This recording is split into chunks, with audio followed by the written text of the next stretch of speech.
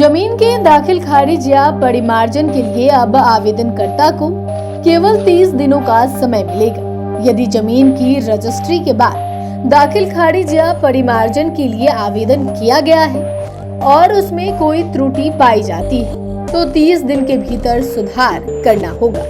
निर्धारित समय के बाद आवेदन स्वतः अस्वीकृत हो जाएगा। ये नियम केवल उन रैयतों पर लागू होता है जिनके दाखिल खारिज या परिमार्जन में त्रुटियां पाई जाएंगी। इस नियम से लंबित मामलों की संख्या घटेगी और परिमार्जन प्रक्रिया में तेजी आएगी। पहले त्रुटियों के कारण आवेदकों को आवेदन बार बार सुधारने का मौका मिलता था, जिससे लंबित मामलों की संख्या बढ़ रही थी। अब आवेदनकर्ता को त्रुटि सुधारने के लिए केवल 30 दिन मिलेंगे।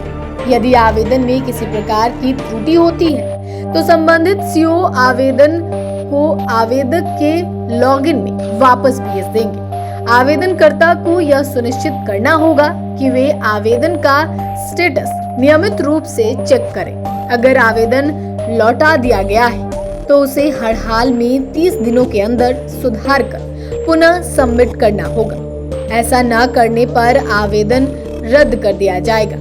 परिमार्जन प्लस पोर्टल पर आवेदक को यह ध्यान रखना होगा कि आवेदन की स्थिति पेंडिंग दिखने पर तुरंत सुधार करें और जरूरी कागजात के साथ दोबारा ऑनलाइन सबमिट करें। तय अवधि के भीतर त्रुटि न सुधारने पर आवेदन रद्द हो जाएगा, जिसके बाद पूरी प्रक्रिया दोबारा शुरू करनी पड़ेगी। पहले दाखिल खारिज या परिमार्जन के लिए कोई समय सीमा तय नहीं थी, लेकिन अब इस नए नियम से प्रक्रिया अधिक अनुशासित और समयबद्ध हो जाएगी। आवेदन रद्द होने से बचने के उपाय।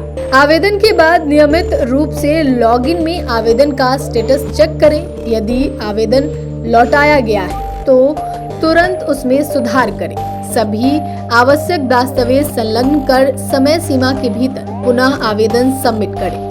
रद्द हुए आवेदन के बाद अंचल कार्यालय का चक्कर न लगे, इसके लिए समय सीमा पर सख्ती से पालन करें। दाखिल खारिज के नए नियम में बदलाव किया गया है, जिसके तहत अब एक तय सीमा के बाद आवेदन रद्द हो जाएगा। इससे आवेदनकर्ताओं को परेशानी बढ़ सकती है।